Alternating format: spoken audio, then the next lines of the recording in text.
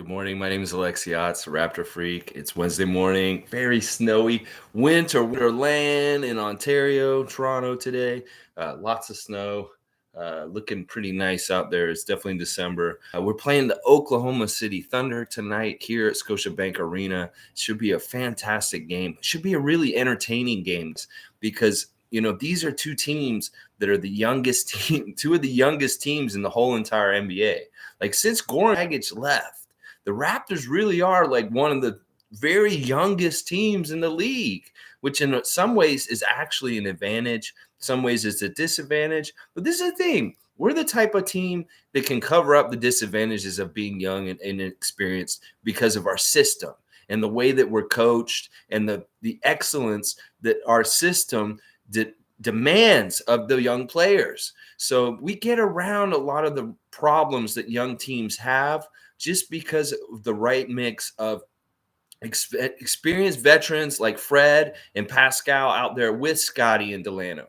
Meanwhile, on the other side, like they really only have one guy that's close to 30 on their team, and that's Derek Favors. And they got Muscala too. They're two big guys or their oldest guys, and they're only like 29. But these guys really don't have any real good experience. Like Favors played a little bit in the playoffs with Utah, but other than that, they're really not important players to the team. So we really do have a lot more advantage in experience just from having Fred and Pascal from that finals championship run and things like that. The other thing is we really are way bigger than them. Their team is a lot smaller than us on the whole. Like they have one 7-foot guy. He's a 19-year-old Alex Pasolewski or whatever. He's a player that Nick Nurse really likes a lot. But he's only 19 and he's super skinny. Like he weighs less than me and he's 7 feet tall. So and I'm super skinny guy already. But that's the thing. They have no size down low, really. Even with Kem Birch missing and OG Anunoby missing, we still have a real size advantage with Precious and Scotty and Pascal playing against these guys. Because while we're around 6'9", their guys are all around 6'7", 6'6". So we should really have a good size advantage and a vet advantage against them, where we know more and we're a better team and we're together more. Just that stupid dog. Every day they bring that dog out the same time and it barks at me because I'm talking in here. That dog, I'm going to have a face-off with you, dog, one day. All right, let's see. Good morning, Chris. I'm glad to see you guys here this morning. Alistair also. Raptors by 10 tonight. I love it, Criscom. Hell, let's get them by 20, baby. Let's get them by 15. I'd love to see a nice, clean blowout. That would be fantastic because, we need to win some really good blowout games at some point. Like, let's see us really own this team tonight. Like, really beat them up bad. Like, more of Pascal just wheeling and dealing and doing whatever he wants on the offensive end. And then on the other end, we're just stifling with our defense. It's just really sealed out, and they're just having a really hard time. I think we can do that. Obviously, they have some really talented young guys with SGA and Dort, the two Canadians. Those two guys are really weapons, and they're the reason why they beat Detroit the other night. Detroit and them played each other on Monday night, and it was two teams with an 8-game losing streak. So something had to give between Coach Casey's team and this Thunder team. And, well, Casey was winning most of the game, but then in the fourth quarter, SGA and Dort took over, and they ended up winning the game for the Thunder. And they had been losing by as much as like 15 at times. So the Thunder, even if we get a good margin on them tonight, we really need to pay attention to them trying to come back. We can't let them try and get it close near the end of the game or anything like that because, as per usual, we don't want to let the referees have any kind of manipulation in the outcome of the game. So the best way to avoid that is to continue to have a good, large cushion, a cushion of 10 to 15 points, if not more, because then we can't say anything. Well, they did this call or this bullshit, and it affected why we lost. So we don't want to lose at all. We just want to have a strong win tonight. All right, Alistair. Chris Boucher confirmed. Reason has been struggling is because we haven't gotten much practice together. That's interesting. I don't know. They're struggling because of different things, and it's the open door of who's coming in and who's going out because of injuries. It's been like also that they're still finding their feet in their roles. Like the Raptors haven't really truly understood what their roles are this year. Like it's not totally defined. Like sure, we understand what Fred's doing. We understand what Pascal's doing. But the rest of the guys are kind of trying to figure out what they're supposed to be doing for the team in some ways. Like Scotty's doing an all-around kind of thing right now. Gary is obviously a plug in and play, like kind of like I'm gonna make shots here and there and keep our offensive going. And then Boucher, because his role was so integral last year in the COVID season, he was so important, so relied on for scoring and so many different things. He's had to go to the drawing board and completely reevaluate what his role on this team is. And it's a totally different kind of role this year. It's really that he comes off the bench with energy and length and provides a really mobile, long defender, and he gets good baskets around the basket. That's becoming his MO. He's kind of like a John Sally, like from the old Pistons days right now. He's a long guy who comes off the bench for defense and rebounding and getting baskets near the basket because his three-point shot can't be relied on right now. But like I said in a stream recently, I feel like Boucher's three-point shot is going to come back. The more better he feels in the other things that he's doing, he'll pop a three just to try it, and he'll start making them at some point in the season. I really believe that. But his finger really messed that up. But, they got a lot of practice this weekend because they had 2 days off before Washington and 2 days off after Washington. So that has been really valuable. That the last few days have been super valuable for them in different ways. Like Nick Nurse was talking about how he actually got a chance to watch some TV of the other teams for once these last couple of days because the schedule has been so hectic for the Raptors with this West Coast road trip and games every other days that they just got their first kind of days off this weekend around this Washington game.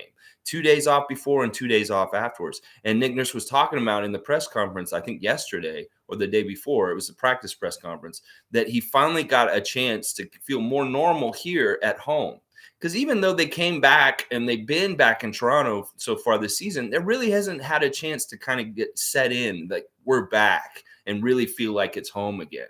Because I feel like that's part of the problem with our home record also. Good morning, Sue. Game day. Oh, yeah, we can't take OKC lightly. I think that's very true. We need to come out strong and keep the foot on the gas. I love that. It's always all about our start, how we start in the game. Do we let a team like what happened with the 905 on Monday morning was crazy. They let the Capital City Go-Go come out and get a 20-point lead on them. 20-0 was the start of the game for that 905 game. And that's not how you want to start a game at all. You don't want to start in the hole. So it is really important what Sue's saying, that we get out there and we get into our offense smoothly and we really start our defense right off the start. Like we can't let them have anything easy right off the bat, right from the beginning. SGA is a phenomenal player, and he's somebody that we really got to key on and look at today. And of course, Dort. Of course, Dort also, because he's a weird one with his three-pointers and all over the place and stuff. So these two guys are really important to contain. And then, of course, they've got all these other young up-and-coming guys like Giddey, the rookie, and different people like that we need to watch out for too. But I think Sue's exactly right, that this game in some ways is like a few we've had recently, where it's going to be a matchup of energy. Whoever comes with the right energy and really puts the effort into the game, wins the 50-50 balls, wins rebound battles, is going to win this game tonight. But I think we have a couple advantages that are going to help us win this game, other than it being a home game. Other than us having 2 days rest, we're the veteran team and we're the bigger team. And honestly, I don't think that team is much more energetic and youthful than we are, that we can match them for their one good strength that they're beating a lot of teams with, is with their energy and scrappiness and being all over the place and just being young guys and just wanting the ball. And we've got guys that can match that kind of enthusiasm and energy with Scotty Barnes and Precious and Delano and Gary Trent and people like that. So I really feel good about our chances to win tonight. This is a must win in some ways because this isn't a very good team. And these games that are against teams that aren't as good have to be must wins because this year is really tough for us and we're in development. All right, let's see. Chriscom, do you think we got a chance at one? Okay, I'm glad you brought this up, Chriscom. Do we have a chance at one of the Indiana bigs as rumored? Yes. Yes, we do. And I really believe this news is real because some of these things that have happened in the last couple of days, they had a practice in Indiana that went really poorly. Rick Carlisle is not happy with this team at all. He thinks that this team has no kind of ceiling above where it is right now, and they want to blow this team up. And what they want to do is they want to move 3 guys, is what I'm hearing. They want to move LeVert, and they want to move their 2 bigs, Miles Turner and Domantas Sabonis. Now, this is the thing. I looked at the money, and Sabonis has the exact salary that Dragic has. So, and Turner's a little bit less. So what would happen is if we went for Turner, which we would prefer, obviously, Miles Turner is a very good player. He would be fantastic to be on this team because he hits threes. He plays really good defense down low. He's a great rebounder, and he would be a welcome addition. Plus, we know his family's fantastic people because they've came to Toronto games and sat next to my friend Kelly in the Raptors stands, and they were super nice, really awesome people, the Turner family. So we would welcome Miles Turner in a heartbeat. I would welcome Sabonis also. I think that we can't go wrong with getting either one of those guys. Getting both of them is a little bit crazy, but getting either one of those guys, I would be super happy because there's a benefit to both of them. Sabonis' benefit is that there's nothing else. It's a straight up trade. And you're thinking, why would Indiana trade for Goran Dragic like this? Well, if they've raised the white flag for this season and they don't think they're going anywhere this year, Goran Dragic's contract is super attractive for them for next summer. And that's the whole thing we've got to think about with Sabonis if we take him on, is that he has an existing contract that will go on our books and that will change things a little bit for our future.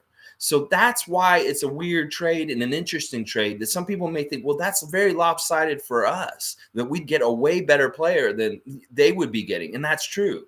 But it's really about the contract expiring. And that's why I keep saying Dragic has inherent trade value just for that alone. Whether he's a good player or not on the court, his value is in his contract expiring and that allowing somebody to take money off the books for free agency this summer. So I think that that's the deal that makes the most sense, because if we try and get Turner, it may be that we have to give something else up, like a draft pick, or we have to do money, or maybe even another player on the roster with, well, actually, that doesn't work that way. They'd have to do something too. But it's a very intriguing thing that's happening, and I think it's kind of likely. Like I'm hearing that this is a very kind of like further along than we think kind of deal. That maybe Masai and Bobby have been talking to Indiana a lot already, and they're working it out. And I wouldn't be surprised if we finally get a big for Goran Dragic sometime, like in the near future. That would be fantastic. Wouldn't it be awesome? I know some people are like, Sabonis is slow, Sabonis is that. But you know what? He'd be another good, really good look for us, and he'd really bring some of the things that we need, which is some toughness and some rebounding down low, other than the guys that are hurt and Precious Achiuwa. So, yeah, I want to see this. Paul says he wants Sabonis and Turner. He saw that they are 30th in assists, and we are 29th in assists. So it's going to be crazy ISO tonight, but we should elbow drop them just fine. He's talking about Oklahoma City and us, that there's a lot of isolation play between the youngsters, because that's actually indicative of youngsters that don't know how to play in the NBA yet. They don't know how to play it as a team, so they often go ISO and do that. And that may have been part of the reason why we've seen so much ISO in our game so far this year, is that's just like how Scotty's got to score right now, because it's not necessarily understanding everything in the offense. But yeah, that's really going to be interesting to see, like an isolation game tonight, or just like trying to play off of like who's more talented and different things like that with mismatches and stuff like that. I think we kill them all over the place. Like, once again, I don't see anybody being able to handle Pascal tonight. Like, if Pascal is still rolling like he was in Washington, we could see him operate again tonight like a surgeon, just cutting them up with very precise play. Like whether it's passing out of the double team or getting to the basket with a nice lay-in or hitting a mid-range shot or just bombing that long-range three because they laid off of them. This is the stuff I want to see from Pascal tonight, the continued excellence in his offensive game. And I really think that he's going to be the man out there tonight, that they can't do a whole lot to him. And if it isn't going to be Pascal, it'll be Fred. One of these two guys is going to show up tonight and be the man with the big balls on the court. The guy who's saying, I'm in charge out here, and all you youngsters have to kowtow to me because I'm the most experienced, best player on the court tonight. And that's what I think is going to happen tonight. We'll see. Let's see. Paul says, I heard another YouTuber suggest OG in a second for Sabonis. That's a stupid trade. Like, we don't want to trade OG. What are they saying? Was this Republic kids? Or was this the Digest kids? Which kids were these saying these crazy rumors? An oldster like me wants to find out. Whoa. No, I think a straight up trade for Dragic for Sabonis makes the most sense for both teams. And Rick Carlisle's smart enough to take that deal because you know what? Dragic might even show up and play for Indiana for the rest of the season and get a lot of minutes, especially if they're in a rebuild. So I think it's a great deal for both teams. It's just whether Indiana actually does it with us. I think we're ready and willing to do it right now. They don't even probably have to ask us. They just say something like Dragic. Yeah. We don't even need to hear the rest of what you're going to say. You just said Dragic. Yeah, we'll trade him. Yeah, we'll trade him because I really think that's what's going to happen. Seriously. Sue, I would love Turner. He isn't as strong offensively as Sabonis, but he is better at defense and his three-point shot is better and he's heavier. But I would take Sabonis too. I would take either one of them, honestly. They're both great low post players. They're great around the basket. They're obviously both great rebounders. You know, it would just help our depth so much in an area that we lack. And what do? We take a player whose contract is on our books, but we're not using or anything. He's not even in the country for us anymore. And we get something for it. We don't really lose anything because this is a player who's not even present. He's absent. And, you know, we don't want to give up anybody else that's here and involved in on what we're doing. So we can get rid of the guy who doesn't have anything to do with us really for something like just an add-on. Boom, look out. Like we become even better because of that. And this doesn't mean we have to play Sabonis a lot or Turner a lot. We ease them in, we play our style, and we get them to fit with it. And I know that they're a little bit slower than what we want to play with our position lists and stuff like that. But I just think it's just smart to have an extra rebounder, extra beef down low in this physical NBA season we're playing it. And foul trouble, different things, playoffs, these guys will be coming in real handy, either one of them. So I'd like to see this happen. There's smoke around this fire right now. I see the smoke in the air. Let's see if it catches us and we get involved. And this just happens because this would just work out really well for us. And Rick Carlisle can see that this would help his team too for next year. Because I really think they're giving up on this year. Because in some ways, they've seen their whole team together, and it doesn't work. It doesn't work in some ways. It has real problems. So they want to blow it up. And we can capitalize and take advantage of them wanting to blow it up. Oh, yeah. Alistair, if we get one of the Pacers centers, we win it all this year. Wow, Alistair, I love that kind of thinking. And you know what? I'm with you on that. We just need that little bit more that we will get it all together and we will start rolling. We're already starting to roll right now. If we could just solidify down low and make sure we have something, like I'm saying, down low to fight guys like Jokic and Nurkic and Embiid and Allen and Mobley, just somebody else that's in there helping us fight. Then we'll have, oh my gosh, it'll be so good. Yeah, Chriscom, no chance we're getting rid of OG. There is no chance of this. Chriscom is right. This guy's family. Did you guys see him doing the fashion reviews on Instagram yesterday, making fun of Drake and his fur coat and his T-shirt and all that? That one person who looked like they were wearing just like a blanket over them.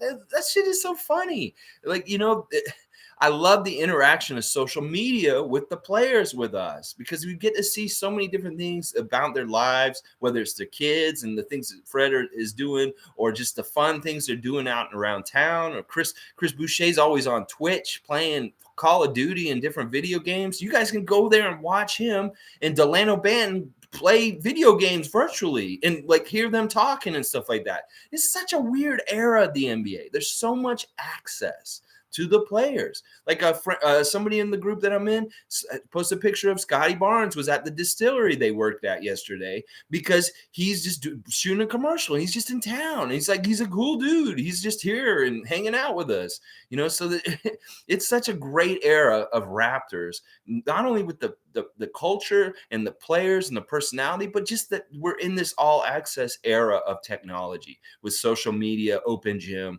and different things like that. It's fantastic. Paul B, Pacers need an elite wing defender, and OG would work for them. And if we had Sabonis, we'd be pretty lethal too with Siakam and VanVleet. I see what you're saying, and there is an Indiana connection there, obviously, for OG going to school in Indiana for university, and they love him in Indiana, and they would love that deal. And it may be that Indiana's trying to get that. But honestly, OG is on a steal contract. We're paying him less than we're paying Dragic. No. He is off the table. He is not somebody on our block. There's not someone that we want to move. And if they start saying stuff like, well, we want to trade him for him and not Dragic, we'll be like, well, no, you're just going to have to do what you're going to do. And we're going to deal with, we're already sitting how we're sitting with Dragic. We don't have to do anything. We could just let this ride the whole season. It's almost like we're helping them blow up their team more than, they're helping us get rid of Dragic, because we've already resigned ourselves that Dragic could sit there in Slovenia for the rest of the year and get his money and then just let it run out. That's fine. We won't call our bluff on that. So nobody's going to have no high noon on us to try and get a trade deal done. We don't need it that bad. But we could really make something work if they want to do something like this. And they're forward thinking, and they're thinking about that money coming off the books this summer for the Pacers, because that's the value in Dragic. And we get that value if they don't. So, we can't lose. That's how it is. So one of the things I want to talk about, guys, before the end of this 2021 year is that there's like 11 games left this month before we get into 2022. But one of the things that I noticed the other day when I was doing research for the trivia yesterday for the worst Raptor team in history that only won 16 games in 1997-98,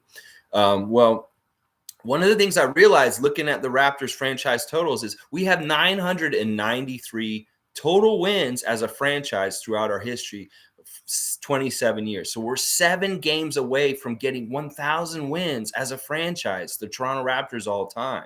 So this is a big deal. And I know that people are going to start talking about it soon, the closer we get to it. I just wanted to mention it now because there's something that I'm looking at right now with the schedule, with the home stand we're on right now, and the games we're playing before New Year's Eve.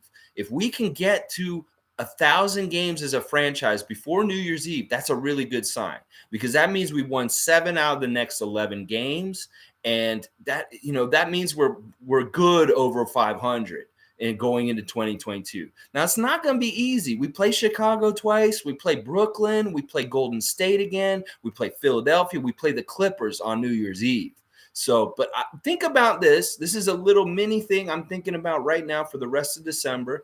Can we win 7 out of the next 11 games and get to our 1,000th Raptors franchise win overall, all time, 1,000 wins for the franchise? It's a milestone. It's going to be a big deal when it comes. But it's going to come this year, whether it comes in December or January. We're going to get it. But I'd like to see it happen in the 2021 calendar year, because it's very gettable. We can get 7 wins in this month. We've already won the first 2 games in December. Let's go ahead and see if we can do it. All right, let's see. Paul says, Birch being out for a long time, same with OG, is a bit concerning, but if Siakam is back, then let's go. The injuries with Birch and Anunoby are mystifying to me.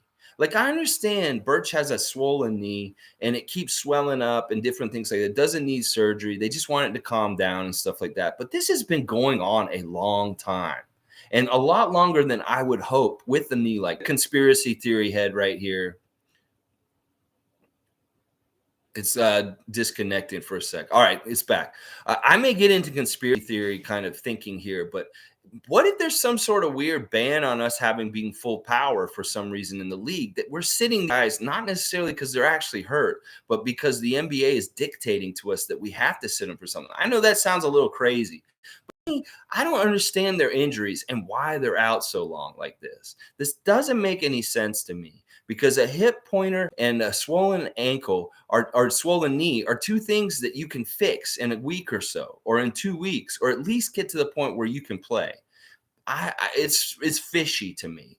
But I like what you're saying because Siakam really does seem like he's back, and Boucher, yeah, hoping he can help us more. I really think Boucher's understanding his new role a little bit more in like understanding what he needs to do now. And I think he was in the beginning of the season. It's too much. He was on the old level of where he was last year. And he wasn't going to be able to be that player for us that he was last year because, first of all, he's not going to get the same minutes. They're not going to get the same shot opportunities. And if he doesn't make the shot opportunities early, he's going to get taken away from right away. And that's what happened. So he's just got to realize what his new role is, and he can be super effective in that new role too. Why was Adam Silver at the Raptors Wizards game? Well, that was because of Giants of Africa. That was because he comes every year for the Masai Ujiri celebration of Nelson Mandela and the Giants of Africa program. And you know that it was like Mandela Day that day too. Like I think it was the day around he died or something like that. But he's always there for that celebration. So, but that's just something that I'm wondering about is why are these guys? We always seem to have somebody hurt that doesn't seem like they're totally hurt, but we have to hold them out or something like that. I don't know. I don't understand. It probably is that they're just hurt and I'm making up bullshit and I should just shut up. But I would love to see these guys get back. We've been cruising and doing well without them, even though a lot of that has to do with Boucher understanding his role better. And really, it's Precious. Precious has learned our defense really well now. He doesn't look out of place. He looks really smooth with working with the other guys to cover, and he's doing a better job around the basket of agitating everybody coming near the basket and not allowing anybody to get easy buckets down there, especially in the last couple games.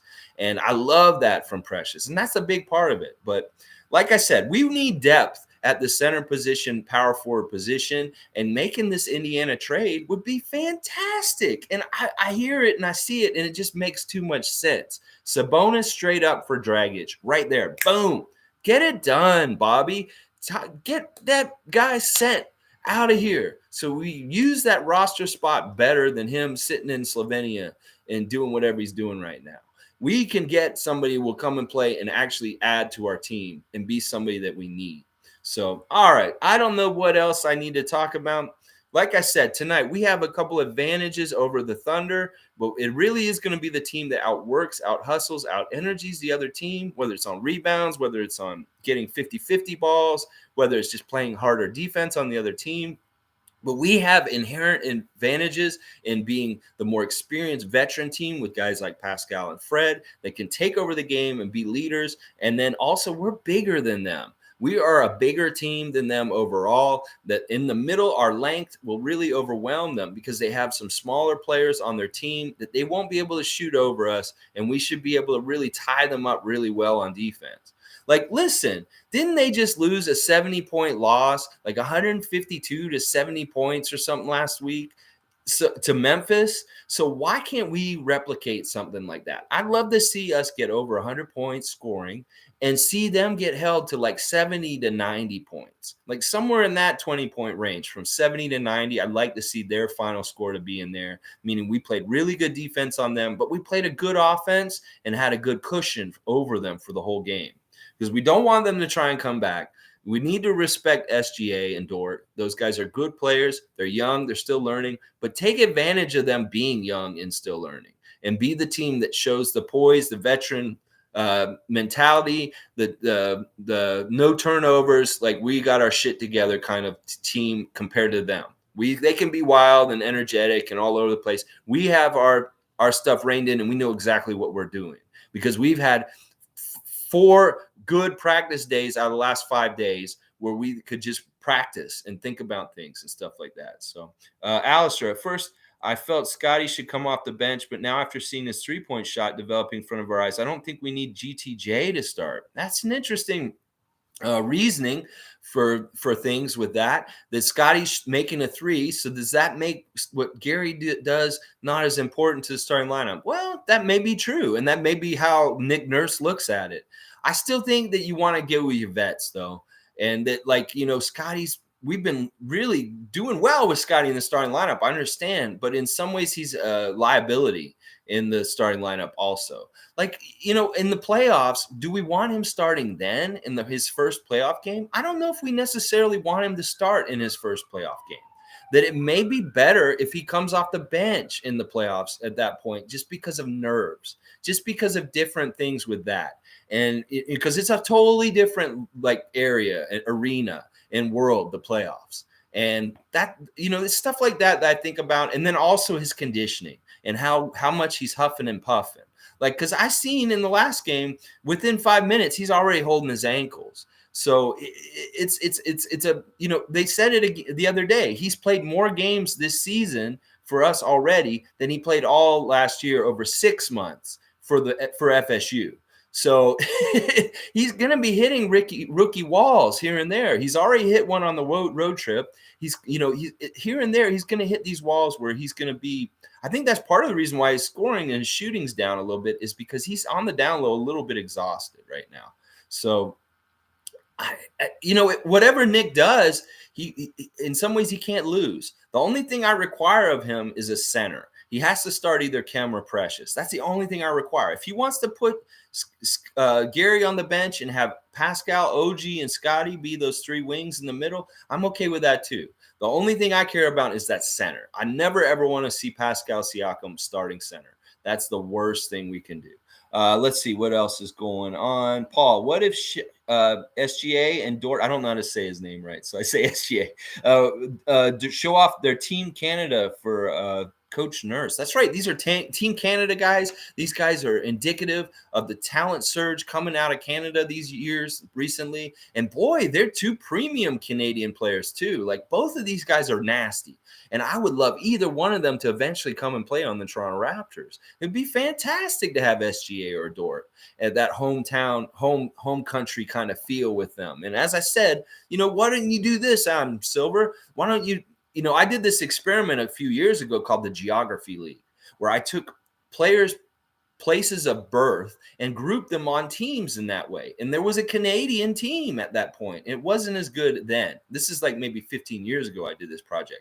But I had a team for every state, and different states had more than one team, and it was geographically. And the team that won the league that year, and basically I ran it through Yahoo Sports and let all the stats collect for all the players. They had 15 players, all the stats counted. It was rotisserie, and the team that won in the end of the year was the world team, which encapsulated pretty much all the countries in the world that didn't have enough players. So I put them all together as the international all-stars world team. And they had players like Ginobili, Nowitzki. At that time, I think Yao Ming was on that team also. It was a long time ago when I did this, but that team won overall, was the international team of the players from all around the world. Statistically, they won. But it's an interesting project. But I would love to see what the Canadian geography team would look like statistically against the whole rest of the league. Like, Adam Silver, give us all the Canadians on the Raptors, and we'll just play with them and see how we do. Jamal Murray, RJ Barrett, SGA, Dort, give them all to us and see what happens there. It'd be really fun. Adam Silver was with Masai for Giants of Africa. Dort is an unrestricted free agent in 2023. Wow, that's after his rookie contract, obviously. Okay, well, that's about what I want to talk about. I just want to talk about how we can beat the Thunder tonight, that we're coming up on 1,000 franchise wins for the Raptors franchise, and to be looking out for that. And then this trade talk this week that's all of a sudden bubbled up in the last couple of days. So, there's not really any injury report for tonight, other than our two guys are still probably out, and they don't have anybody out. They're completely full strength, the Thunder right now. So, and I guess there's other little notes like DeMar's in COVID protocols right now. I never mentioned that Sam Dekker signed in Turkey. He's gone back over there, so we don't have to worry about him showing up on another NBA team and burning us for cutting him. Just this little things like that are going on. Oh, and Paul Watson's on the Thunder today. So we'll see Paul Watson, former Raptor, today playing for the Thunder. So, all right, Raptors, let's go. Let's plunder the Thunder. Let's make them blunder all over the court. by causing turnovers on them and turning them into fast break baskets. We win the points in the paint. We win the rebounds. We have better assists. We will win. I believe. Alistair says he thinks we might need to trade Flynn. Okay, I should talk a little bit about the 9:05 game on Monday. They played at 11 a.m. Scotiabank Arena. Flynn played pretty good in this game. He started really slow. He looked kind of bad in the first half, but in the second half, he came on real strong. Delano Banton was a superstar in that game. He came off the bench, and he did a lot of really good things for us. Champagny wasn't as good. Reggie Perry was okay. David Johnson, Isaac Bonga, But, Malachi, we can't give up on Malachi yet still. I really feel like he's the guy after Fred with the small point guards in our franchise, obviously, and that we put so much into him already. Like, he has a good relationship with Fred, and they work off each other really well. And he's an earnest student of Fred's. He honestly is trying to learn from him everything kind of like he learned from Kyle before him. So it's like a passing down kind of thing, kind of like, what if we lose Fred at some point in the years to come and we need that next guy up? It may be Malachi. I don't want to get rid of him yet. But, I understand why some people are like saying maybe we should trade him. Maybe he's a guy that we could get rid of because he's not really a part of positionless basketball and what we may be trying to do. So there, who knows? But I feel like we're too invested in him, and the connection between him and some of the other players on the team is already too good. And we want to keep that around just for right now. Let's see. Chris we need Flynn to be able to give Fred a break. Needs to prove he can run the team. Yeah, he does okay at different times. The thing for me that I want him to do more is be more aggressive with his shot. I want him to start making it and just be more aggressive. Like, go ahead and take those threes, Malachi. Don't pass up open shots and make them. Make them. Because when you make them, then we won't talk about wanting to trade you or anything like that. And I know you can make these consistently. You and Svi Mahalik, you need to make your threes consistently because that's one of the most important things we need from both of y'all.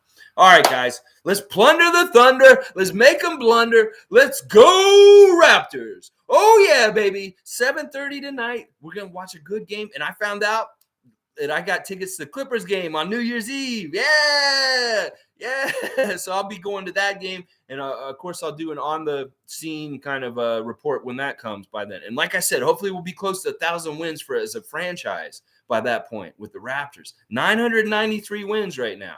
7 more, we're at 1,000. And we're going to get that soon. Oh, yeah, we're going to get that milestone soon. Let's go, Raptors. Let's go. Woo!